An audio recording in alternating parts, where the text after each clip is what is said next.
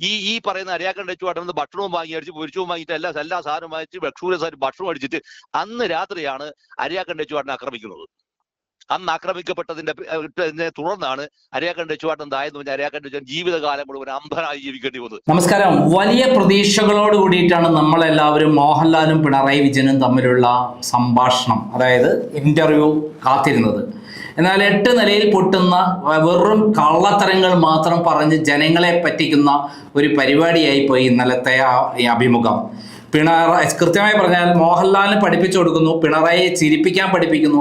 അങ്ങനെ 2-3 ദിവസം അങ്ങനെ ഇതാക്കി പഠിപ്പിച്ചിട്ടാണ് വീഡിയോ എടുത്തിരിക്കുന്നത്. അത് ഇവർ തമ്മിലുള്ള അഭിമുഖം പ്ലാൻഡ് ആയിട്ട് കെട്ടിച്ചമച്ചുണ്ടാക്കിയത്. പിണറായി വിജയൻ പറയുന്നത് പച്ചക്കള്ളമാണെന്ന് ആരാണ് പറയുന്നത് അറിയാമോ? ഇപ്പോൾ അദ്ദേഹത്തെ പഠിപ്പിച്ച പാണ്ഡ്യാല ഗോപാലൻ എന്ന മാഷ്, അദ്ദേഹത്തെ വളർത്തിയെടുത്ത പാണ്ഡ്യാല ഗോപാലൻ എന്ന് പറയുന്ന പിണറായി വിജയന്റെ വീട്ടിന്റെ തൊട്ടടുത്ത് താമസിച്ചിരുന്ന പാണ്ഡ്യാല ഗോപാലന്റെ മകൻ, എല്ലാ കാര്യങ്ങളും അറിയുന്ന, പിണറായി വിജയന്റെ സകല കള്ളത്തരങ്ങളും അറിയുന്ന പാണ്ഡ്യാല ഷാജിയാണ് നമ്മളോട് ഇപ്പോൾ സംസാരിക്കുന്നത്. ഇന്നലെ നടത്തിയ സംഭാഷണം എല്ലാം തന്നെ ഒരു സത്യവുമില്ല, എല്ലാം കള്ളമാണ്, കെട്ടിച്ചമച്ചതാണ്. മോഹൻലാൽ എന്ന് പറയുന്ന നടനോട് കൃത്യമായി ചോദിക്കേണ്ടിയിരുന്നത് എന്തിനാടോ പിണറായി ഇങ്ങനെ കള്ളം പറയുന്നത് എന്നാണ് ചോദിക്കേണ്ടിയിരുന്നത്. 51 വെട്ടി TP ചന്ദ്രശേഖരനെ അടക്കം കൊന്നിട്ടുള്ള പിണറായി വിജയനോട് ചോദിക്കേണ്ട ചോദ്യങ്ങൾ കൃത്യമായി പിണറായി വിജയൻ എന്ന ഭീകരനായ ക്രൂരനായ മനുഷ്യന്റെ കുട്ടിപ്രായം മുതൽ അറിയുന്ന ഈ പാണ്ഡ്യാല ഷാജി നമ്മുടെ എല്ലാം തുറന്നു പറയാണ്. അദ്ദേഹവുമായി ഞാൻ നടത്തിയിട്ടുള്ള ഫോൺ സംഭാഷണമാണ് പുറത്തുവിടുന്നത്. നമസ്കാരം. നമസ്കാരം. കഴിഞ്ഞ കുറച്ചു ദിവസമായി നമുക്ക് സംസാരിക്കാൻ പറ്റിയില്ല. ഇന്ന് ഏറ്റവും രസകരമായ കാര്യങ്ങളൊക്കെ വന്നുകൊണ്ടിരിക്കല്ലേ. താങ്കളുടെ ഏറ്റവും പ്രിയപ്പെട്ട വേണ്ടപ്പെട്ട ആള് നമ്മുടെ സാക്ഷാൽ പിണറായി ദൈവം, പിണങ്ങാണ്ടി ദൈവം എന്നൊക്കെ ഇപ്പൊ എല്ലാരും പറയുന്നത്, അദ്ദേഹം ഇന്നലെ മോഹൻലാലുമായിട്ട് അഭിനയിച്ച് ഇന്നലെ കുറെ വെളിപ്പെടുത്തൽ നടത്തുകയുണ്ടായി. അതിനെക്കുറിച്ച് കൃത്യമായി പറയാൻ കഴിവുള്ള ആളാണ് ശ്രീ ഷാജി പാണ്ഡ്യാല. എന്താണ് ഇന്നലെ നടന്ന ആ അഭിമുഖത്തിൽ നിന്ന് താങ്കൾക്ക് തോന്നിയിട്ടുള്ളത്? അല്ല, അതെന്താന്ന് വെച്ചാൽ അത് ഒരുപക്ഷെ എന്താ പറയാ, ഒരുപാട് തവണ ഓടി പിന്നെ പൊളിഞ്ഞ് പാളീസായിരിക്കുന്ന ഒരു സാധനമാണ്. ഒരേ സാധനമല്ലാതെ അയാൾക്ക് ഒന്നും തന്നെ പറയാനില്ല. ഒരു സാധനവും അയാൾ പറയാനില്ല. അയാൾ അതിനകത്ത് ഒരു കുറ്റസമ്മതം നടത്തുന്നുണ്ട്. ഞാൻ വലിയ ബുദ്ധിയുള്ള മനുഷ്യനല്ല, ഞാൻ നല്ലൊരു അഡ്മിനിസ്ട്രേറ്റർ അല്ല, ഒന്നുമല്ല എന്നൊരു കുറ്റസമ്മതം. ഈ കുറ്റസമ്മതം നടത്തുന്നത് എന്താണെന്ന് പറഞ്ഞാൽ ശരിയായിട്ടുള്ള ഒരു PR വർക്കിന്റെ ഭാഗമായി വളരെ ബോധപൂർവം പിന്നെ ഇയാൾ കഴിവുകെട്ടവനാണ് എന്ന് പൊതുജനം മുഴുവൻ പറഞ്ഞു തുടങ്ങി. അത് അഡ്മിറ്റ് ചെയ്യുന്നതിലൂടെ മറ്റുള്ളവരിൽ നിന്ന് ഒരു സിമ്പതി പിടിച്ചു പറ്റാനുള്ള ഒരു ശ്രമത്തിന്റെ ഭാഗമാണ് അയാൾ നടത്തിയിരിക്കുന്ന എല്ലാ നാടകങ്ങളും. അത് മാത്രമല്ല, പറഞ്ഞത് മുഴുവൻ കളവും അസംബന്ധങ്ങളുമാണ്. നമ്മൾ പിന്നെ തിരിച്ചറിയണമെന്നൊരു വളരെ പ്രധാനപ്പെട്ടിരിക്കുന്ന യാഥാർത്ഥ്യം, അതൊരു PR വർക്കാണ് എന്ന് അവർ തന്നെ പറയുന്നുണ്ട്. PR വർക്കാണ്, അതായത് സർക്കാർ സ്പോൺസേഡ് PR വർക്കാണ്. ഈ ഒരു ഇന്റർവ്യൂ ചെയ്തത് വാസ്തവത്തിൽ ആർക്ക് വേണ്ടിയാണ്? ഇതാണ് ചോദ്യം. എന്തായാലും മോഹൻലാൽ എന്ന് പറയുന്ന ഒരു നടന് വേണ്ടിയല്ല, ഒരു കാരണവശാലും അതല്ല. സർക്കാരിന് വേണ്ടിയല്ല, പാർട്ടിക്ക് വേണ്ടിയല്ല. ഇത് മൂന്നും അല്ലാതായി കഴിഞ്ഞാൽ പിന്നെ ആർക്ക് വേണ്ടിയാണ് ഈ സംഭവം ചെയ്തത്? ഒറ്റയാൾക്ക് വേണ്ടിയാണ്. അത് അയാൾക്ക് വേണ്ടി മാത്രമാണ്. അയാൾക്ക് വേണ്ടി മാത്രമായി സംസ്ഥാന സർക്കാരിന്റെ ഖജനാവിൽ നിന്ന് പണവും എടുത്തിട്ട് അയാളുടെ ഈ പഴയ വളിപ്പിന്റെ ആവർത്തനമാണ് അതിനകത്തുണ്ടായത്. ഇത് പിന്നെ അതിൽ ഏറ്റവും പ്രധാനമായി വരുന്ന ഒരു സംഭവം എന്താന്ന് പറഞ്ഞാൽ, അയാൾ വാസ്തവത്തിൽ ഡിഫെൻഡ് ചെയ്യേണ്ടത് ആരെയാണ്? പാർട്ടിയാണ് ഡിഫെൻഡ് ചെയ്യേണ്ടത്. പാർട്ടിയാൽ ഡിഫെൻഡ് ചെയ്യുന്നതിന് അയാൾ എന്തെങ്കിലും ഒരു സംഭവം അയാൾ പ്രയോഗിച്ചില്ല. ഒന്നും പ്രയോഗിച്ചില്ല എന്ന് മാത്രമല്ല, പാർട്ടി എന്ന് പറയുന്ന സംഭവത്തിന് ഞാൻ ഭയപ്പെടുന്നു എന്നും കൂടി അയാൾ പറഞ്ഞു. പാർട്ടിയെ മാത്രമാണ് എനിക്ക് ഭയം, മറ്റാരെയും എനിക്ക് ഭയമില്ല. ഇതാണ് അയാൾ പറഞ്ഞിരിക്കുന്ന മറ്റൊരു വളരെ പ്രധാനപ്പെട്ടിരിക്കുന്ന ഒരു പോയിന്റ്. രണ്ടാമത്തെ പോയിന്റ് എന്താണെന്ന് പറഞ്ഞാൽ, ഒരു തരത്തിലുണ്ടായിരിക്കുന്ന കുറ്റബോധമില്ല എനിക്ക്. ഒരു സംഭവം ചെയ്തതിൻ്റെ അത് കുറ്റബോധം എനിക്കില്ല. ഈ കുറ്റബോധമില്ല ഒരാളെന്ന് പറഞ്ഞാൽ അയാൾ പ്രാഥമികമായ അയാളെന്ന് വെച്ചാൽ അയാളൊരു മനുഷ്യനല്ല എന്നാണ് അർത്ഥം. ഒരു മൃഗം മറ്റൊരു മൃഗത്തെ തന്നേക്കാൾ കഴിവുകെട്ട് ഫിസിക്കലി കഴിവില്ലാതിരിക്കുന്ന ഒരു മൃഗത്തെ കൊന്നു നിന്ന ഒരു പ്രക്രിയ, അത് അതിന്റെ നൈരന്തര്യമായി നടത്തിക്കൊണ്ടിരിക്കുന്ന സംഭവമാണ്. അത് സനാതനമായ ഒരു ധർമ്മമാണത്. മൃഗത്തിന്റെ സനാതനമായ ധർമ്മമാണ്. മനുഷ്യന്റെ ധർമ്മം സനാതനമേ അല്ല, ഒരിക്കലും ആയിക്കൂടാ. കാരണം മനുഷ്യൻ വളരുന്നു, വലുതാവുന്നു. പണിയായുധത്തെ മനുഷ്യൻ മൂർച്ച കൂട്ടുന്നത് എങ്ങനെയാണ്? പണിയായുധം ഏറ്റവും മൂർച്ച കൂടുക എന്ന് പറഞ്ഞാൽ മനുഷ്യൻ അവന്റെ ബുദ്ധിയെ മൂർച്ച കൂട്ടുന്നു എന്നാണ് അർത്ഥം. ഈ ബുദ്ധി മൂർച്ച കൂട്ടുന്നത് കൊണ്ടാണ് നമ്മുടെ പഴയ കാലത്ത് നമ്മുടെ ഈ മലബാർ മേഖലയിലൊക്കെ വന്നിരിക്കുന്ന തമിഴൻ ഇവിടെ വരുന്ന സമയത്ത് അയാൾ എടുത്തിരിക്കുന്ന മഴുവുണ്ട്. ആ മഴുവ് ഒരു സൗന്ദര്യവും ഇല്ലാത്തൊരു മഴുവാണ്. ആ മടുവിന്റെ പിടി നമ്മുടെ നാട്ടിൽ പറയാ, അതിന് തള്ള എന്നാണ് അതിന് പറയാ. പിടി, ആ പിടി എപ്പോഴും എന്ന് പറഞ്ഞാൽ നമ്മുടെ നാട്ടിൽ പറയുന്നതാണ് മൊരണ എന്ന് പറയും. മൊരണ എന്ന് പറഞ്ഞാൽ അതിന്റെ മുകളിൽ അത് കൃത്യമായി ചെത്തി രാഗി മിനുക്കിയിട്ടുള്ള സംഭവമായിരിക്കില്ല. അപ്പൊ ഇങ്ങനെ വളരെയധികം വൈരൂപ്യം ഉണ്ടായിരിക്കുന്ന ഒരു സാധനമാണ് അയാളുടെ പണിയായുധം. ഈ പണിയായുധം വൈരൂപ്യമാകുന്നതിന്റെ പുറകിലുണ്ടായിരിക്കുന്ന ഒരു കാരണം എന്താണെന്ന് പറഞ്ഞാൽ, ഒന്ന് പ്രാഥമികമായ ഒരു സാധനം ഇല്ലിറ്ററസിയാണ്. പിന്നെ അയാൾ വളർന്നു വരുന്ന ചുറ്റുപാടിലും സൗന്ദര്യ സങ്കല്പങ്ങൾക്കകത്ത് വരുന്ന എന്താ പറയുക പരിമിതികളുടെ പ്രത്യക്ഷമായ ഉദാഹരണമായി ഈ പണിയായുധങ്ങളെ നമുക്ക് വിലയിരുത്താവുന്നതാണ്.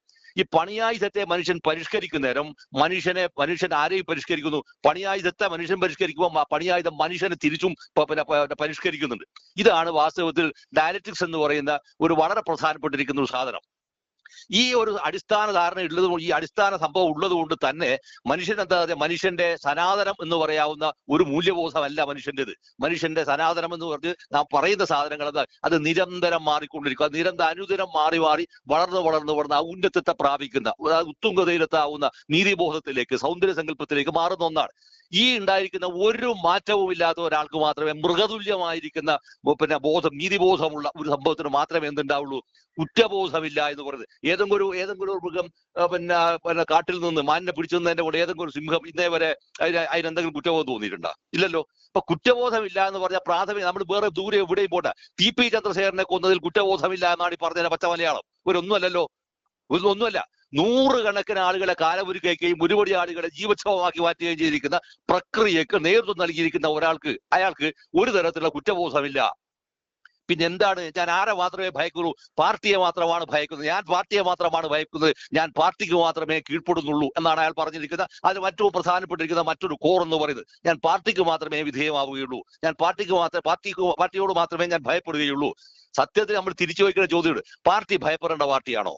പാർട്ടി എന്തിനാണ് നിങ്ങൾ ഭയക്കുന്നത്? ഇതാണ് ഏറ്റവും സുപ്രധാനമായിരിക്കുന്ന ചോദ്യമാണ്. പാർട്ടി എന്തിനാണ് ഇയാൾ ഭയപ്പെടുന്നത്? പാർട്ടിയെ ഭയപ്പെടുന്നത് പറഞ്ഞാൽ അർത്ഥം എന്താണ്? പാർട്ടിക്ക് അരുതാത്തത് നിങ്ങൾ ചെയ്യുക വഴി പാർട്ടി അണികളും ഒപ്പം തന്നെ പൊതുജനങ്ങളും എന്ത് ചെയ്യുന്നു? നിങ്ങളെ വെറുക്കുകയോ അല്ലെങ്കിൽ നിങ്ങളെ വേണ്ട എന്ന് പറയുകയോ അല്ലെങ്കിൽ നിങ്ങളെ ഉപേക്ഷിക്കാനുള്ള മാനസികാവസ്ഥയിലേക്ക് മാറുകയോ ചെയ്യുന്നു എന്നാണ് ഇതിനർത്ഥം. അപ്പൊ പാർട്ടിയെ ഭയക്കുന്നു എന്ന് പറഞ്ഞാൽ അർത്ഥം എന്താണെന്നറിയോ? ഞാൻ അവിടെ പാർട്ടിക്ക് മാത്രമേ ഭയപ്പെടുന്നു അർത്ഥം അവിടെ പാർട്ടിയല്ല, അവിടെ പാർട്ടിയില്ല. ഞാൻ പാർട്ടിക്ക് മാത്രമേ കീഴ്പ്പെടുത്തുള്ളൂ എന്ന് പറഞ്ഞാൽ അർത്ഥം അവിടെ പാർട്ടിയല്ല. സംഭവം എന്താണ്? അത് ഞാൻ മാത്രമാണ്. എന്റെ ഇഷ്ടാനിഷ്ടങ്ങൾക്കും എന്റെ ഇംഗിതങ്ങൾക്കും വിധേയമായി നിങ്ങൾ ജീവിച്ചു കൊള്ളണമെന്ന് പറയുന്ന സംഭവമാണ്. ഇത്തരം ഒരു ഇന്റർവ്യൂ നടത്താൻ മോഹൻലാലിനെ പോലുള്ള ഒരു വലിയ നടൻ പിന്നെ ഇരുന്നൊരു സ്ക്രിപ്റ്റ് തയ്യാറാക്കി എന്ന് പറഞ്ഞാൽ അത് തികച്ചും എന്താ പറയാ, അങ്ങേയറ്റം അവിശ്വസനീയമായ ഒരു സംഭവമായിട്ടാണ് തോന്നിയിട്ടുള്ളത്.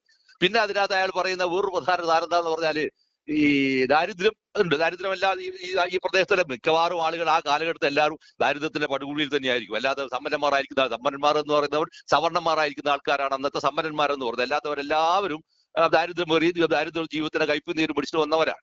പിന്നെ അയാൾ പറയുന്ന ഒരു കാര്യം എന്ന് പറഞ്ഞാൽ, അയാൾ പണ്ട് രാഷ്ട്രീയ പ്രവർത്തനം നടത്തി തുടങ്ങുന്ന കാലത്ത് തലശ്ശേരിയിലേക്ക് വരാൻ അയാളുടെ കയ്യിൽ പണം ഉണ്ടായില്ല. അപ്പൊ പണം ഇല്ലാതിരുന്നപ്പോ ആരോട് ചോദിച്ചു, കടം വാങ്ങി. ഇപ്പൊ കടം വാങ്ങി അന്ന് 25 പൈസ എന്ന് അയാൾ പറഞ്ഞു. 25 പൈസ എന്ന് പറയുന്നത് വലിയ പൈസയാണ്. ആ 25 പൈസ കടം വാങ്ങി അയാൾ തലശ്ശേരിയിലേക്ക് വന്നു. അപ്പൊ തലശ്ശേരിയിലേക്ക് വരുമ്പോൾ സഖാവ് അരയാക്കണ്ടി അച്ചുവേട്ടൻ, ഈ അരയാക്കണ്ടി അച്ചുവേട്ടനോട് പറഞ്ഞു, ഞാനിങ്ങനെ പൈസ ഇല്ലാത്തത് കാരണം കടം വാങ്ങിയിട്ടാണ്, പിന്നെ തിരിച്ചു തരാമെന്ന് പറഞ്ഞിട്ടാണ് ഞാൻ ആ പണം വാങ്ങിച്ചത്. അപ്പോ അരയാക്കണ്ടി അച്യുതൻ ഇയാളെക്കാരും വയസ്സുള്ള ആളുമാണ്. മാത്രമല്ല അതിന്റെ പിറകിലുള്ള കഥ ഞാൻ പറഞ്ഞുതരായിരുന്നു. അപ്പൊ അയാൾ പറയാണ്, അരയാക്കണ്ടി അച്യുതൻ അങ്ങനെ പറഞ്ഞപ്പോ അരയാക്കണ്ടി അച്യുതനോട് ഞാനത് പറഞ്ഞപ്പോ അരയാക്കണ്ടി അച്യുതനെ ആട്ടിക്കളഞ്ഞു. അത് ഫ എന്ന് പറയുന്ന സംഭവമാണ്, ആട്ടുക എന്ന് പറഞ്ഞ സാധനം. അതിനെ ആട്ടിക്കളഞ്ഞു. എന്നിട്ട് പറയാണ്, നിനക്ക് എവിടെ നിന്നാണ് പണം തിരിച്ചു കൊടുക്കാൻ കഴിയുക? അതുകൊണ്ട് പണം വാങ്ങുന്ന സമയത്ത് തിരിച്ചു തരുമെന്ന് പറഞ്ഞ് പണം വാങ്ങരുത്. പണം വാങ്ങുക രാഷ്ട്രീയ പ്രവർത്തനത്തിന്റെ ഭാഗമാണ്. അച്ചുവേട്ടനാന്ന് ഈ സാധനം പറയുമ്പോൾ ഇതേതാ കാലം എന്ന് ഓർക്കണം. ഒന്ന്. രണ്ടാമത്തെ വിഷയം എന്താ പറയാ, അന്ന് കമ്മ്യൂണിസ്റ്റ് പാർട്ടിയുമായി ബന്ധമുള്ള എല്ലാ നേതാക്കന്മാരും ഇതുപോലെ തന്നെയാണ് സഞ്ചരിച്ചിരുന്നത്. മുഴുവൻ ആളുകൾ സഞ്ചരിച്ചത് അങ്ങനെയാണ്. അത്യാവശ്യം പണം ഉള്ള ആളുകൾ മാത്രമാണ് പിന്നെ സ്വന്തം കീശയിൽ നിന്ന് പണം എടുത്തിട്ട് ചെലവഴിച്ചിട്ടുണ്ട്. മറ്റെല്ലാത്ത വർക്കേഴ്സും എവിടെയെങ്കിലും പോകണമെന്നുണ്ടെങ്കിൽ ആരോടൊക്കെ ചോദിക്കും, ഇന്ന് എനിക്ക് തലശ്ശേരിയിലേക്ക് പോകണം എന്ന് പറയുമ്പോൾ എനിക്ക് ശരി, തലശ്ശേരിക്ക് പോകാൻ എനിക്ക് ഇത്ര പൈസ വേണം. ആ പണം തിരിച്ചു കിട്ടുന്ന മറ്റല്ല കൊടുക്കുന്നത്. പക്ഷേ ഈ ഒരു ജാമ്യത്തിന്റെ മേലെ എന്ത് ചെയ്യാണെന്ന് അറിയാം? വാങ്ങിയ കാശ് സ്ഥിരമായി വാങ്ങിയിട്ട് കൊടുക്കാതിരിക്കുന്ന പദ്ധതി ആവിഷ്കരിച്ചാലോ അതിന് അച്ചുവേട്ടനെ പോലത്തെ ഒരാളെ ഉപയോഗിക്കാമോ? ഇനി അച്ചുവേട്ടനെ ഞാൻ കാണുന്ന അച്ചുവേട്ടൻ എന്ന് പറഞ്ഞാൽ അച്ചുവേട്ടനെ ഏതാണ്ട് അന്ധനായി കഴിഞ്ഞപ്പോഴാണ് ഞാൻ അച്ചുവേട്ടനെ കാണുന്നത്. പൂർണ്ണമായി അന്ധനായി കഴിഞ്ഞപ്പോഴാണ് അച്ചുവേട്ടൻ ഞാൻ കാണുന്നത്. അതിന് മുൻപേ ഉണ്ടാക്കുന്ന അച്ചുവേട്ടൻ ചിത്രമൊന്നും എന്റെ മുമ്പിലില്ല. നമ്മുടെ ബടായി ഒരിക്കേണ്ട കാര്യമൊന്നുമില്ലല്ലോ. എന്റെ ഏറ്റവും അടുത്തിരിക്കുന്ന സുഹൃത്ത് അരയാക്കണ്ടി അച്ചുവേട്ടന്റെ മകൻ റോബി എന്റെ കൂടെ ഒന്നിച്ച് പഠിച്ചതാണ്. ഇഞ്ച് പഠിച്ചാൽ ഇപ്പൊ CPIM പിന്നെ അതിനകത്ത് പ്രവർത്തിക്കുന്ന ഒരാളുമാണ് സഖാവ് റോബി. അദ്ദേഹത്തിന്റെ റോബിയുടെ അനിയനുണ്ട് സലീം. പിന്നെ റോബിയുടെ സലീലിന്റെ അനിയനുണ്ട് രവി, അരയാക്കണ്ട് രവി. ഇവരെല്ലാവരുമായിട്ടും ആ കുടുംബമായിട്ട് എനിക്ക് വളരെ അടുത്ത വ്യക്തിപരമായിരിക്കുന്ന ബന്ധങ്ങളുണ്ട്. അച്ചുവാട്ടൻ 20 രൂപയോ 10 രൂപയോ ആരെടുത്തെങ്കിലും വാങ്ങിയെങ്കിൽ ആ 10 രൂപയോ 20 രൂപയോ അത് തുല്യമായി വീതിക്കുന്ന ഒരാളാണ്, തുല്യമായി വീതിക്കും. ഈ വീതിക്കുന്നതിന്റെ ഏറ്റവും സങ്കടകരമായിരിക്കുന്ന ഒരു ഉദാഹരണമാണ് ഇയാളുമായിട്ട് ബന്ധപ്പെട്ടിരിക്കുന്ന ഏറ്റവും പ്രധാനപ്പെട്ട ഒരു സാധനം. അതെന്താണെന്ന് പറഞ്ഞാൽ തലശ്ശേരി വളരെ പ്രസിദ്ധമായിട്ടൊരു ഹോട്ടലുണ്ട്, മോഡേൺ ഹോട്ടൽ. അപ്പൊ മോഡേൺ ഹോട്ടലിൽ നിന്ന് ഉച്ചക്ക് ഭക്ഷണം കഴിക്കാൻ കാശില്ല, ഇയാളെ കയ്യിൽ പൈസയില്ല. അതോടൊപ്പം തന്നെ കേരളം കണ്ട എക്കാലത്തെയും വലിയ പ്രഗത്ഭനായിരിക്കുന്ന പ്രാസംഗികൻ, CPIMന്റെ പഴയ കണ്ണൂർ ജില്ലാ സെക്രട്ടേറിയറ്റ് മെമ്പറായി, പിന്നീട് 1968 പാർട്ടി പുലർപ്പിൽ യൂണിറ്റി സെന്ററിന്റെ ഭാഗമായി പോയിരിക്കുന്ന ആളാണ്. അരയാക്കണ്ടേശ്വരനൊപ്പം തന്നെ പാർട്ടി വിട്ടിട്ട് പോയിരിക്കുന്ന ആളാണ് ഈ പറയുന്ന സഖാവ് KC നന്ദനൻ. ഇവര് 3 പേരും കൂടി ചോറ് തിന്നാൻ തീരുമാനിച്ചു. അപ്പൊ അച്ചുവാട്ടന്റെ അടുത്ത് ചിലർ പൈസ ഉണ്ട്. അപ്പൊ ബാക്കി പൈസ എന്തെങ്കിലും അഡ്ജസ്റ്റ് ആക്കാന്നെല്ലാം പറഞ്ഞു അതിൽ വായിച്ചു മോഡേൺ ഹോട്ടലിൽ നിന്ന് ചോറ് തിന്നു. അപ്പൊ ഇതെല്ലാം കഴിഞ്ഞതിന് ശേഷം പിന്നെ ചിലർ പൈസ ബാക്കിയുണ്ട്. ആ ചില്ലറ പൈസ ബാക്കിയുള്ളതിന്റെ അകത്ത് എന്താ പറഞ്ഞാല് പൈസ ഉള്ളത് എന്താ പറഞ്ഞാൽ ആ സാധനം കംപ്ലീറ്റ് തുല്യമായി വീതിക്കാതെ ഇവർക്ക് 2 പേർക്കും വേണ്ടുന്ന അച്ചുവാട്ടൻ സിഗരറ്റ് വലിക്കില്ല, ഇയാളും വലിക്കും. KC നന്നായി സിഗരറ്റ് വലിക്കുന്ന ആളാണ്. അവർക്ക് വേണ്ട സിഗരറ്റും വാങ്ങി. ഒപ്പം എന്ത് ചെയ്തു എന്ന് പറഞ്ഞാൽ ആ ചില്ലറ പൈസ ബാക്കിയുള്ളത് കൊണ്ട് ഒരു നാരങ്ങ വാങ്ങി, അതായത് മധുര നാരങ്ങ, ഓറഞ്ച്. അതിൽ 9.5 നാരങ്ങയാണ് അതിനകത്തുണ്ട്. 9 അര എന്ന് പറയുന്നത് ഇതിനകത്തുള്ള ഏറ്റവും ചെറിയ ചൊള എന്ന് നമ്മൾ പറയും, ചെറിയ സാധനം. ഇതടക്കമുള്ളത് 9.5 സാധനമുള്ളത്. അപ്പൊ 3 വീതം എല്ലാവരും എടുത്തു. അതിന് ഏറ്റവും ചെറിയ സാധനം, നമ്മുടെ ഒരു വിരലിന്റെ മടക്ക് പോലെ വരാവുന്ന ചെറിയ സാധനം, ആ സാധനം എടുത്തിട്ട് അച്ചുവാടം തന്നെ ഈ ചങ്ങാതിക്ക് കൊടുത്തു. ഒരു പറഞ്ഞു നീയാണ് നമ്മളെ ഇതിനകത്ത് ഏറ്റവും പ്രായം കുറഞ്ഞ കുട്ടി, അതുകൊണ്ട് നീ കഴിക്കടാ ഇത് എന്നിട്ട് കൊടുത്തു. അന്ന് രാത്രിയാണ് എന്ത് ചെയ്തതെന്ന് അറിയാം നിങ്ങള്? ഈ പറയുന്ന അരയാക്കണ്ട അച്ചുവാട്ടം ഭക്ഷണവും വാങ്ങി അടിച്ച് പൊരിച്ചവും വാങ്ങിയിട്ട് എല്ലാ സാധനവും വാങ്ങിച്ച് ഭക്ഷണം അടിച്ചിട്ട് അന്ന് രാത്രിയാണ് അരയാക്കണ്ട അച്ചുവാട്ടനെ ആക്രമിക്കുന്നത്. അന്ന് ആക്രമിക്കപ്പെട്ടതിന്റെ തുടർന്നാണ് അരയാക്കണ്ട അച്ചുവാട്ടൻ തായെന്ന് പറഞ്ഞാൽ അരയാക്കണ്ട അച്ചുവാട്ടൻ ജീവിതകാലം മുഴുവൻ അന്ധനായി ജീവിക്കേണ്ടി വന്നത്. ഇത് എന്നോട് വളരെ കൃത്യമായി പറഞ്ഞിട്ട് ആരാണെന്ന് പറഞ്ഞാൽ ഇവരുടെ കൂടെ തന്നെ ഉണ്ടായിരുന്ന പഴയകാലത്തെ പ്രമുഖനായിരിക്കുന്ന ബോൾഷെവിക് പാർട്ടിയുടെ കമ്മ്യൂണിസ്റ്റ് യൂണിറ്റി സെന്ററിന്റെ നേതാവായിട്ടുള്ള സഖാവ് A. ബാലകൃഷ്ണൻ പിന്നീട് ഇന്ത്യൻ കമ്മ്യൂണിസ്റ്റ് പാർട്ടിയുടെ കിസാൻ സഭയുടെ അഖിലേന്ത്യാ കിസാൻ സഭയുടെ നാഷണൽ കൗൺസിൽ മെമ്പറായിരുന്നാണ്. ഈ അടുത്ത കാലത്താണ് അച്ചുവാട്ടൻ മരിക്കുകയും ചെയ്തത്. ഇവിടെയാണ് നമ്മൾ കാണുന്നത്. നിങ്ങളുടെ ജീവിതത്തിൽ പശ്ചാത്താപം എന്നൊരു സാധനം ഉണ്ടെങ്കിൽ പശ്ചാത്തപിക്കേണ്ട മറ്റൊരു ഇയാളുടെ പൂർവ്വകാലത്ത് വരുന്ന ഏറ്റവും പ്രധാനപ്പെട്ട ഒരു പശ്ചാത്താപം ഈ സംഭവത്തിനകത്താണ് ഇവർ അച്ചുവാട്ടന്റെ. ഈ അച്ചുവാട്ടനാണ് വാസ്തവത്തിൽ ഇയാൾക്ക് എന്റെ അച്ഛൻ പാണ്ഡ്യാലഗോപാൽ ഇയാളുടെ പാർട്ടി മെമ്പർഷിപ്പ് കീഴ്ചാടി കഴിഞ്ഞപ്പോ പിന്നീട് പാർട്ടി മെമ്പർഷിപ്പ് കൊടുക്കുന്നത് ആരാണെന്ന് പറഞ്ഞാൽ ഈ അച്ചുവാട്ടനാണ് കൊടുക്കുന്നത്. ഒരൊറ്റ സ്ഥലത്ത് പോലും അയാളെ സാധനം പരാമർശിച്ചില്ല. എന്നിട്ട് ആ മെമ്പർഷിപ്പ് എവിടെയാണ് മെമ്പർഷിപ്പ് കൊടുക്കുന്നത്? തലശ്ശേരിയിലാണ്. പിന്നീട് ഇയാളെ ഒരു പാർട്ടി സെക്രട്ടറി ആയിട്ട് അവിടെ വരുന്നതിന്റെ പേരിൽ ഏറ്റവും പ്രധാനമായിട്ട് പ്രവർത്തിച്ചത് ആരാ? മരിച്ചു പോയിരിക്കുന്ന സഖാവ് ഗംഗാധരമാരാണ്. ഒരൊറ്റ സ്ഥലത്ത് അയാളെ സാധനം പറഞ്ഞിട്ടില്ല. ഇങ്ങനെ വരാവുന്ന മുഴുവൻ സാധനങ്ങളെയും മാറ്റി നിർത്തുകയോ അല്ലെങ്കിൽ സീരിയസ് അല്ലാത്ത രീതിയിൽ അവതരിപ്പിച്ച് ഒരു പൈങ്കിടി സാധനത്തിലൂടെ ഇയാള് മറ്റെന്തോ ആയിരിക്കുന്ന ഒരാളാണെന്ന് അവതരിപ്പിക്കാമെന്ന വ്യഗ്രതയിലൂടെയാണ് ഈ സംഭവം അവതരിപ്പിച്ചത്. ഇനി ഇതിന്റെ വേറൊരു വേർഷൻ നിങ്ങൾ എടുക്കുക. ഈ ഒരു ഘട്ടത്തിലെല്ലാം കൂടിയാണ് അന്ന് പാർട്ടി DC ഉണ്ടായിരിക്കുന്ന ഒറ്റ കാറേ എന്ന് പാർട്ടി DC ഒറ്റ കാർ, വേറെ കാറില്ല. ഇന്ന് 1500 കാറുണ്ടല്ലോ പാർട്ടിക്ക്, ഓരോ സ്ഥാപനത്തിന്റെ വരാവുന്ന കാറുണ്ട്.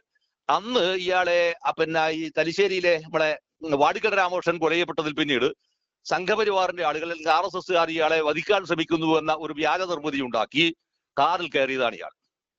MBR, Pattiam ഗോപാലാട്ടൻ, AV Kunhambu, C. കണ്ണാട്ടൻ ഉൾപ്പെടെയുള്ള അതിപ്രഗത്ഭരായ നേതാക്കന്മാർ കണ്ണൂരിൽ ഉള്ള സമയത്ത് ആ കാർ സ്ഥിരമായി ഉപയോഗിക്കുന്ന ഈ ചങ്ങാതിയ കാറിൽ ഉപയോഗിക്കലും. അപ്പൊ ഇത് ഉപയോഗിക്കുന്നതിലൂടെ എന്തായിരുന്നു ജീവിതത്തിൽ, എന്നിട്ട് അയാൾ പറയുന്നുണ്ട് ജീവിതത്തിൽ സന്യാസത്തിന്റെ ചില അംശങ്ങളിൽ നല്ല സന്യാസമല്ലേ ഇത്? ഏറ്റവും കൂടുതൽ ധൂർത്തും ഏറ്റവും കൂടുതൽ ധാരാളിത്വവും ഏറ്റവും കൂടുതൽ ലക്ഷൂറിയസ് ആയി ജീവിക്കുന്ന ഒരാളാണ് കമ്മ്യൂണിസ്റ്റ് പാർട്ടി നേതാവാരാന്ന് ചോദിച്ചാൽ ആരാ പറയുക? കേരളത്തിലെ ഒരാൾ പേര് പറഞ്ഞ ഞങ്ങൾ കൊല്ലത്തുണ്ടായിരിക്കുന്ന കുറെ കക്ഷികളുണ്ട്, ഒരുപാട് കക്ഷികളുണ്ട്. അവർ പലരുമാണ് ഇപ്പൊ സ്ഥാനാർത്ഥി പട്ടികയിൽ വരുമെന്ന് കാണുകയും ചെയ്തത്. അവരെല്ലാം വരുന്ന തെരഞ്ഞെടുപ്പ് നടത്തി കഴിഞ്ഞാൽ എന്തായിരിക്കുമെന്ന് കൊല്ലത്ത് തെരഞ്ഞെടുപ്പ് കഴിഞ്ഞാൽ നമുക്ക് കാണാം. ഇപ്പൊ നമ്മളത് സംസാരിക്കണ്ട. അത് വരാനിരിക്കുന്ന ചിത്രം ഒരു പറഞ്ഞ പ്രകാരമാണെങ്കിൽ ആളുകൾ ചിത്രം വളരെ വളരെ മോശമാവാനാണ് സാധ്യത. ഇപ്പൊ ഞാൻ പറഞ്ഞത് എന്താണെന്ന് പറഞ്ഞാൽ ഇത്തരത്തിൽ വരാവുന്ന സർവമാന അധാർമികതകളെയും മറച്ചു പിടിച്ചിട്ട് നടത്തിയ ഒരു വലിയ നാടകമാണ് വാസ്തവത്തിൽ ഈ പറയുന്ന ഇന്റർവ്യൂ എന്ന് പറയുന്നത്. ഇനി നമ്മൾ വേറെ നമ്മൾ തിരിച്ചു നോക്കുക. എന്തിനാണ് വാസ്തവത്തിൽ ഈ പറയുന്ന ഒരു മണിക്കൂർ ദൈർഘ്യമുള്ള ഈ ഒരു സംഭവം ഇവിടെ വെച്ച് ചെയ്തത്? എന്താണ് അതിന്റെ ഉദ്ദേശം? ആ ഉദ്ദേശം എന്താണെന്ന് പറഞ്ഞാൽ ഇയാളെ മാത്രം പ്രൊട്ടക്ട് ചെയ്യാനാണ്. ഈ മാത്രം പ്രൊട്ടക്ട് ചെയ്യാന്ന് നിങ്ങൾ നേരെ തിരിച്ചു കാണേണ്ട സംഭവത്തെയാണ്. ഇത് വാസ്തവത്തിൽ എന്തിന്റെ പൂരകമായി നിൽക്കുന്നതാണ്?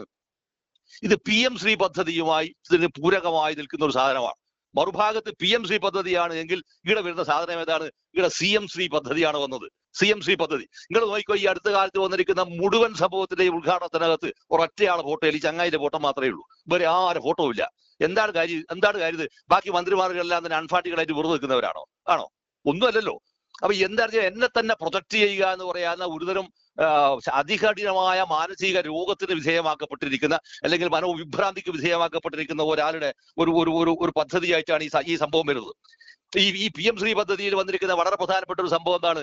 PM-ശ്രീ പദ്ധതി വന്നതോട് കൂടിയിട്ടാണ് ശരിക്കും ഇന്ത്യ എന്ന് പറയുന്ന രാജ്യം നിലനിൽക്കുന്നത്. എപ്പോഴാണ്? ഈ കഴിഞ്ഞ 10 വർഷത്തിന് ശേഷമേ ഇന്ത്യ ഉള്ളൂ എന്നാണ് ഈ PM-ശ്രീ പദ്ധതിയുമായി ബന്ധപ്പെട്ടിരിക്കുന്ന പ്രചരണത്തിന്റെയും അല്ലെങ്കിൽ നരേന്ദ്രമോദിയും ഏറ്റവും കൂടുതൽ പ്രൊജക്ട് ചെയ്യുന്ന ഒരു സാധനമാണ്. അതിൽ പിന്നീട് ഇതില്ല. അതിന് മുൻപ് ഇന്ത്യ ഇല്ല എന്നുള്ളതാണ്. 1947 സ്വാതന്ത്ര്യ സമരമില്ല. സ്വാതന്ത്ര്യത്തിന്റെ ഭാഗമായി വന്നിട്ട് അതിനുശേഷം വന്നിരിക്കുന്ന നെഹ്റുവിന്റെ മന്ത്രിസഭയില്ല. അതിന് നെഹ്റുവിനെ പോലത്തെ ഉണ്ടാക്കിയിരിക്കുന്ന ദീർഘവീക്ഷണത്തോടെ കൊണ്ടുവന്നിരിക്കുന്ന പഞ്ചവത്സര പദ്ധതികളില്ല. ഒന്നുമില്ല. ഇതെല്ലാം വന്നത് എപ്പോഴാണ്? ഈ കഴിഞ്ഞ 10 വർഷത്തിന് മുമ്പ് നരേന്ദ്രമോദി ഇന്ത്യൻ പ്രധാനമന്ത്രിയായതിൽ പിന്നീടാണ്. വാജ്പേയിയും പെടുന്നില്ല ഇതിനകത്ത്. അതായത് വേറൊരു വിചിത്രമായ രസം, വാജ്പേയിയും പെടുന്നില്ല. ഇദ്ദേഹം ഇന്ത്യയുടെ പ്രധാനമന്ത്രിയായതിൽ കഴിഞ്ഞതിൽ പിന്നീടാണ് ഇന്ത്യ ഏറ്റവും പ്രധാനപ്പെട്ട ഒരു രാജ്യമായി മാറിയത് എന്നും വികസനം എന്ന് പറയുന്ന സംഭവം ഉണ്ടായത് എന്നുമാണ് PM-ശ്രീ പദ്ധതിയുടെ ഒരു ആകെ തുക എന്ന് പറയുന്നത്. അപ്പൊ അത് എത്രമാത്രം ഫാൾസിഫൈഡ് ആയിരിക്കുന്ന ഒരു സംഭവമാണ് എന്നും അല്ലെങ്കിൽ ഫാബ്രിക്കേറ്റ് ആയിരിക്കുന്ന സാധനമാണ് എന്നും സെൻസുള്ള ആളുകൾക്ക് അത് മനസ്സിലാവും. അതിനെ മറികടക്കുന്നതിനാണ് വാസ്തവത്തിൽ മതം എന്ന് പറയുന്ന സംഭവത്തെ അതിന്റെ ഒരു മുഖ്യധാരാ വിഷയമാക്കി മാറ്റി നിർത്തത്. ഇവിടെ വരുമ്പോൾ നിങ്ങൾ തിരിച്ചൊന്നാലോചിക്കുക. 1957 മുതൽ ഈ പറയുന്ന ഈ വിദ്വാൻ കയറിയിരിക്കുന്ന വരുന്ന 10 വർഷം, ഈ 10 വർഷത്തിന് മുമ്പ് വന്നിരിക്കുന്ന ഒറ്റ ഗവൺമെന്റ് അല്ല എന്നുള്ളതാണ്. ഒറ്റ ഗവൺമെന്റ് അല്ല. നമ്പൂരിപ്പാടിന്റെ ഗവൺമെന്റ് അല്ല.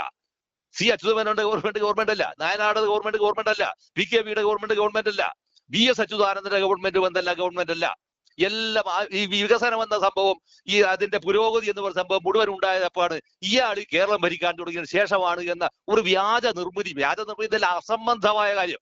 ഈ അസംബന്ധ കാര്യം നിരന്തരമായി പ്രചരിപ്പിക്കുക വഴി മറുഭാഗത്ത് ഗാന്ധിയെയാണ് നിരാകരിച്ചത് എങ്കിൽ അത്രയൊന്നും വരില്ല എങ്കിൽ പോലും ഇവിടെ വരുന്നത് എന്താണെന്ന് പറഞ്ഞാൽ 1957 അഭിവക്ത കമ്മ്യൂണിസ്റ്റ് പാർട്ടിയുടെ മന്ത്രിസഭ അധികാരത്തിൽ വരുമ്പോൾ ആ മന്ത്രിസഭയെ നയിച്ചതിൽ ഏറ്റവും പ്രധാനപ്പെട്ടിരിക്കുന്ന ഒരാളാണ് അന്നത്തെ ഇന്ത്യൻ കമ്മ്യൂണിസ്റ്റ് പാർട്ടിയുടെ സംസ്ഥാന സെക്രട്ടറി ആയിരിക്കുന്ന സഖാവ് MN ഗോവിന്ദൻ നായരാണ്. അന്ന് ആ മന്ത്രിസഭക്കകത്തെ ധനകാര്യ വകുപ്പ് മന്ത്രിയാണ് CPIയുടെ പ്രമുഖ നേതാവും പിന്നീട് മുഖ്യമന്ത്രിയായിരുന്ന സഖാവ് അച്യുതമേനോനാണ്. ഈ അച്യുതമേനോന്റെ നേതൃത്വത്തിലുണ്ടായിരിക്കുന്ന അന്നത്തെ കമ്മ്യൂണിസ്റ്റ് പാർട്ടി കേരളത്തിന്റെ ഓരോ ബ്രാഞ്ചുകളിൽ നിന്നും ശേഖരിച്ചു വച്ചിരിക്കുന്ന അപൂർവമായിരിക്കുന്ന വിവരശേഖരണത്തിന്റെ അടിസ്ഥാനത്തിലാണ് കേരളത്തിന്റെ സമ്പദ്ഘടനയെ എങ്ങനെ ചലിപ്പിക്കണമെന്നും അതിനുള്ള രൂപരേഖ എന്താണ് എന്നും ഉണ്ടാക്കിയത് ഇന്ത്യൻ കമ്മ്യൂണിസ്റ്റ് പാർട്ടിയുടെ സംസ്ഥാന കമ്മിറ്റി ഉണ്ടാക്കിയ രേഖയാണ്. ആ രേഖയെ തുടർന്നാണ് 1957 ധനകാര്യ വകുപ്പ് ഇത് ചെയ്യുന്നത്. ധനകാര്യ വകുപ്പ് മന്ത്രി കൂടിയായിരുന്ന സഖാവ് അച്യുതമേനോൻ പറഞ്ഞിരിക്കുന്ന ഒരു കാര്യം ഞാൻ പലതവണയായിട്ട് ആവർത്തിക്കുന്നതാണ്. പ്രത്യുൽപാദനപരമല്ലാത്ത മേഖലയിൽ ഒരു നയാ പൈസ പോലും കേരളത്തിലെ ഖജനാവിൽ നിന്ന് ഉപയോഗിക്കാൻ ഞാൻ സമ്മതിക്കില്ല, ഞാൻ അനുവദിക്കില്ല എന്ന് അർത്ഥശങ്കക്കിടയില്ലാത്ത വിധം ഈ സഖാവ് അച്യുതമേനോൻ പറഞ്ഞത്. അത് പറയാനുള്ള കാരണം അത്രമാത്രം വിഭവങ്ങൾ മാത്രമേ നമുക്കുള്ളൂ എന്നും അത്രമാത്രം വിഭവങ്ങൾ അത്രമാത്രം സൂക്ഷ്മതയോടെ കൈകാര്യം ചെയ്യണമെന്നുള്ള മുന്നറിയിപ്പാണ് അദ്ദേഹം നൽകിയിരുന്നത്. നോക്കൂ നിങ്ങൾ, ഇന്ന് നമ്മൾ ഈ കേരളം ഇന്ന് 6 ലക്ഷം കോടി രൂപയുടെ കടബാധ്യതയിൽ മുങ്ങി നാട്ടിലെ ഓരോ ആളും ലക്ഷക്കണക്കിന് ഉറുപ്പിയുടെ കടബാധ്യതയിലേക്ക് തള്ളിവിട്ടപ്പോ ഈ തള്ളിവിടുന്നതിന്റെ ഉത്തരവാദി ആര്?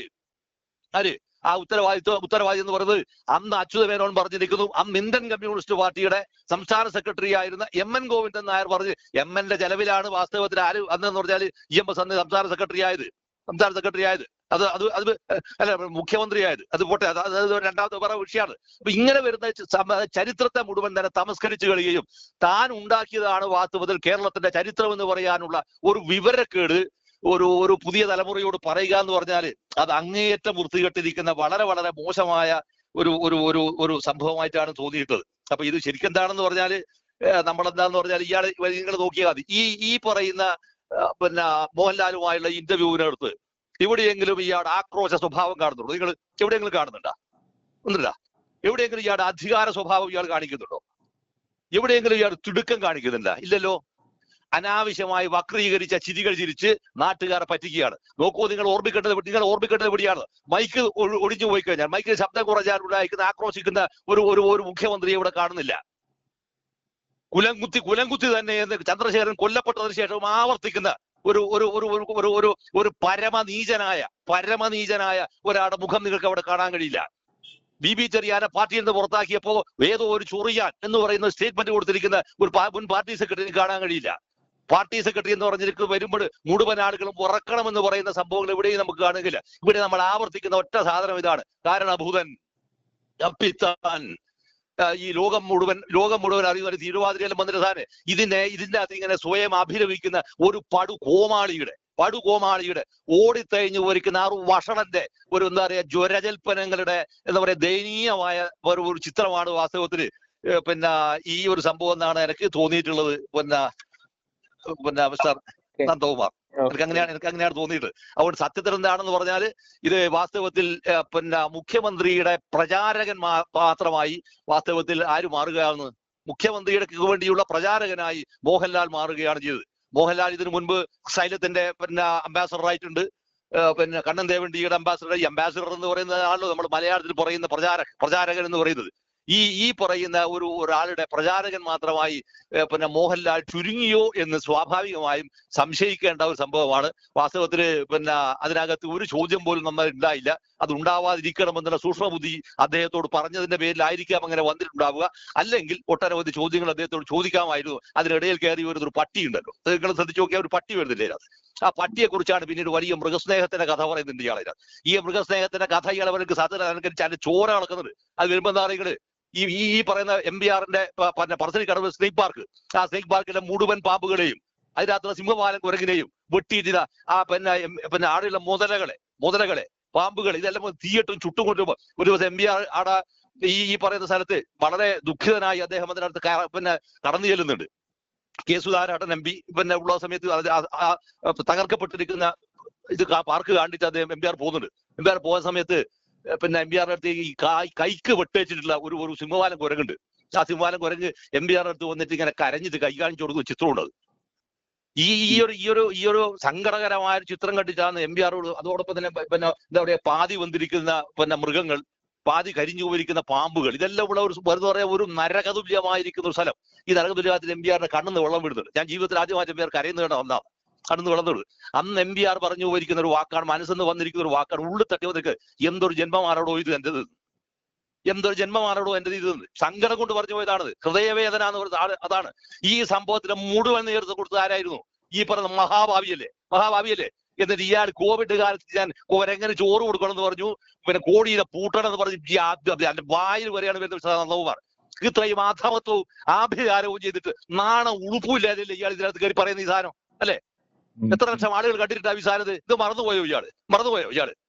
എത്ര ആളുകൾ, മനുഷ്യ ജീവൻ എത്ര ആളുകൾ ഇത് അന്ന് അത് ഞാൻ എത്ര വൈകാര്യമായി പറയാനുള്ള കാരണം പറഞ്ഞാല് അന്ന് കോടിയേരി ബാലകൃഷ്ണനാണ് പാർട്ടി ജില്ലാ സെക്രട്ടറി. കോടിയേരി പിന്നെ ഇന്റർവ്യൂ ചെയ്യാൻ വന്നിരിക്കുന്ന NDTVയുടെ പിന്നെ കൂടെ വന്നിരിക്കുന്ന വേറെ 2 ആൾക്കാരുണ്ടായിരുന്നു. അവർ ഇംഗ്ലീഷിൽ കോടിയേരിയോട് ചോദിക്കുന്നത്. കോടിയേരിക്ക് അതിന് പെട്ടെന്ന് മറുപടി പറയാൻ കഴിഞ്ഞില്ല, ഒരു ഭാഷാപരമായ പരിമിതിയാണ്, മറ്റു ഓർമ്മയില്ല. അദ്ദേഹത്തിന് അടുത്ത 2 സുഹൃത്തുക്കളോട് അതിനകത്ത് പറയുന്ന ഒരു കമന്റ് ഉണ്ട്. ആ കമന്റ് എന്താ അറിയാം? ഒരുത്തൻ ഇതെല്ലാം ചെയ്തേച്ചിട്ട് പോയി, എന്നിട്ട് അയാൾ ഉപയോഗിച്ച വാക്കെന്താ അറിയാം? ഈ നായയുടെ മോൻ ഇത് ചെയ്തേച്ച് പോയതിന്റെ ഉത്തരവാദി ഞാനാ, ബാക്കി ഇപ്പൊ ഞാനല്ലേ സമാധാനം പറയേണ്ടത്. ഇത് പറഞ്ഞിരിക്കുന്ന നിസ്സഹായ അവസ്ഥ ഉണ്ടായതും ഈ പൊളിക്കപ്പെട്ടു പോയിരിക്കുന്ന പഴയ അഴീക്കോടൻ മന്ദിരത്തിന്റെ അർത്ഥം അറിയുമെങ്കിൽ അതിൽ പങ്കെടുത്തിരിക്കുന്ന ആൾ എന്നോട് പറഞ്ഞിരിക്കുന്ന സംഭവമാണ് ഇതാണിത്. അപ്പൊ ഞാനിത് പറയുന്നത്, നിങ്ങൾ വിശുദ്ധനാവാൻ ശ്രമിക്കുമ്പോൾ എന്ത് വേണമെന്നറിയോ? ജീവിതത്തിൽ നന്മ എന്നൊരു വാക്കുണ്ടാവണം, അതിനകത്ത് കരുണ എന്നൊരു വാക്കുണ്ടാവണം. നിങ്ങൾ സ്വയം വെള്ളിപൂശി സ്വയം പിന്നെ പ്രകാശം പരത്തി ഞാനങ്ങ് വലിയ അപ്പോസ്തലനാണെന്ന് പ്രഖ്യാപിക്കലല്ല, മറിച്ച് ഞാൻ ഇന്നതാണ് ഞാൻ. ജീവിതത്തിൽ ഒരിക്കലും കരയാത്തവൻ, ജീവിതത്തിൽ സങ്കടമില്ലാത്തവൻ, ഒരിക്കൽ പോലും പശ്ചാത്താപമില്ലാത്തവൻ, ഈ പശ്ചാത്താപമില്ലാത്തവൻ, കരയാത്തവൻ, സങ്കടമില്ലാത്തവൻ, അവൻ മാർസിസ്റ്റുമല്ലടോ, മനുഷ്യനുമല്ല. അങ്ങനെയുള്ള ഒരാൾക്കൊന്നും അല്ല കേരളം ഭരിക്കേണ്ടത്. ഇതെല്ലാം തന്നെ ഈ 2026 നടക്കാനിരിക്കുന്ന ഇലക്ഷനകത്ത് എങ്ങനെയെങ്കിലും കയറിപ്പറ്റി വീണ്ടും മുഖ്യമന്ത്രിയാവണമെന്നുള്ള അപ്പൊ എന്താ പറയാ ഒടുങ്ങാത്ത അധികാരത്തോടുള്ള ആർത്തിയുടെ, കാമാസക്തമായിരിക്കുന്ന ആർത്തിയുടെ ഒരു പ്രകടീകരണമാണ് വാസ്തവത്തിൽ ഈ പറയുന്ന ഇന്റർവ്യൂവിലൂടെ അയാളെ സ്ഥാപിച്ചെടുക്കാൻ ശ്രമിച്ചത്. പക്ഷേ സംഭവം എന്താണെന്ന് പറഞ്ഞാൽ ജനം ഇതെല്ലാം മനസ്സിലാക്കുന്നുണ്ട്. ഞാൻ ഈ പറഞ്ഞതെല്ലാമാണ് അയാളെന്ന് മനസ്സിലാക്കുന്നുണ്ട് ജനം. അതുകൊണ്ട് തന്നെ തീർച്ചയായും എന്താണോ ഉദ്ദേശിച്ചത് അല്ലെങ്കിൽ വേണമെന്ന് ആഗ്രഹിച്ചത് അതിന് തികച്ചും ഘടകവിരുദ്ധമായ ഒരു സംഭവം മാത്രമേ അതിലൂടെ വരൂ എന്നാണ് അതിനകത്ത് പിന്നെ എനിക്ക് തോന്നുന്നത്. അല്ലായിരുന്നെങ്കിൽ ഒരു സ്ഥലത്തെങ്കിലും അയാൾ VS-നെ കുറിച്ച് പരാമർശിക്കണ്ടേ? അല്ലാതെ ഒരു സ്ഥലത്തെങ്കിലും അയാൾ VS-നെ കുറിച്ച് പരാമർശിക്കണ്ടേ? VS-നെ കുറിച്ച് പരാമർശിച്ചോ? എന്താ പരാമർശിക്കാത്തത്? വി എസിനെ കുത്തിവീഴ്ത്തിയത് ആരാണ് വി എസിനെ കുത്തിവീഴ്ത്തിയത്? വി എസിനെ കുത്തിവീഴ്ത്തിയതിന്റെ ദുരന്തമാണ് ഈ പാർട്ടി ഇന്ന് അനുഭവിക്കുന്നത്, ഈ സർക്കാർ അനുഭവിക്കുന്നത്, ഈ അഡ്മിനിസ്ട്രേഷൻ അനുഭവിക്കുന്നത്. ഇപ്പൊ തന്നെ കഴിഞ്ഞ ദിവസം അവരുടെ പോലീസ് അസോസിയേഷന്റെ യോഗം നടത്തിയിട്ട് അവരുടെ സമ്മേളനത്തിൽ അത് പറഞ്ഞില്ലേ, വി എസ് കേരളത്തിലെ ആഭ്യന്തര വകുപ്പ് മന്ത്രിയായപ്പോഴാണ് ഏറ്റവും സത്യസന്ധവും ഏറ്റവും സുതാര്യവും ഏറ്റവും ഗംഭീരവുമായ ഒരു അഡ്മിനിസ്ട്രേഷൻ പോലീസ് സേനയിൽ ഉണ്ടായത്, പോലീസ് അഡ്മിനിസ്ട്രേഷൻ ഉണ്ടായത് എന്ന് പരസ്യമായിട്ട് അവർ പറയേണ്ടി വന്നില്ലേ? എന്ന് പറഞ്ഞതിന്റെ അർത്ഥം എന്താണ്? ഇവരൊന്നും കൊള്ളൂല എന്നാണ് പറഞ്ഞത് അല്ലേ? അപ്പൊ ഇത്തരത്തിലുള്ള സംഭവങ്ങളെ മുഴുവൻ തന്നെ അത് മറച്ചു പിടിക്കുകയും അല്ലെങ്കിൽ അത്തരത്തിലുണ്ടായിരിക്കുന്ന ഒരു ചോദ്യങ്ങളും ചോദിക്കാതെ തികച്ചും പെരിഫറലായിരിക്കുന്ന സംബന്ധം ദാരിദ്ര്യം ദാരിദ്ര്യം ദാരിദ്ര്യം ദാരിദ്ര്യം അത്തരത്തിലുള്ള ഒരു അവസ്ഥയെന്ന് പറഞ്ഞു. അതായത് ഇതിനേക്കാൾ നരകദാരിദ്ര്യമുള്ള ഉടനെ വന്നിട്ടുണ്ട്. പക്ഷെ ദാരിദ്ര്യം ഇത്രയും അനുഭവിച്ചു വന്ന ഒരാളാണ് എങ്കിൽ നെയ്മീൻ പൊരിച്ചത് കിട്ടിയില്ല എങ്കിൽ ചോറ് നണ്ടാന്ന് പറഞ്ഞിരുന്ന എഴുന്നേറ്റ് പോകുന്നത് എവിടുന്നാണ്? അതിന് അദ്ദേഹം അറിഞ്ഞിരിക്കുന്ന ഒരു മറുപടി ഉണ്ട് ഇതിനകത്ത്. എന്താണെന്നറിയോ? ഞാൻ വളരെ ഭക്ഷണപ്രിയനാണ്, മുൻകാലങ്ങളിൽ വലിയ ഭക്ഷണപ്രിയനാണ്, ഇപ്പോ അങ്ങനെ തിന്നാൻ കഴിയുന്നില്ല, തിന്നോട് ഞാനത് ക്രമീകരിച്ചു എന്നാണ്. എന്ന് പറയാൻ അർത്ഥം എന്താണ്? നേരത്തെ ചെയ്തിരിക്കുന്നത് ശരിയാന്ന് കൂടിയല്ലേ പറഞ്ഞതിന്റെ മലയാളം അല്ലേ? അവിടെ ഇതെല്ലാമാണ് വാസ്തവത്തിൽ ഇയാൾ എന്ന് പറയുന്ന ഒരു തിരിച്ചറിവാണ് വാസ്തവത്തിൽ പൊതുജനങ്ങൾക്ക് ഉണ്ടാവേണ്ടതെന്നാണ് എന്റെ വ്യക്തിപരമായിരിക്കുന്ന ഒരു അഭിപ്രായം. Okay, thank you.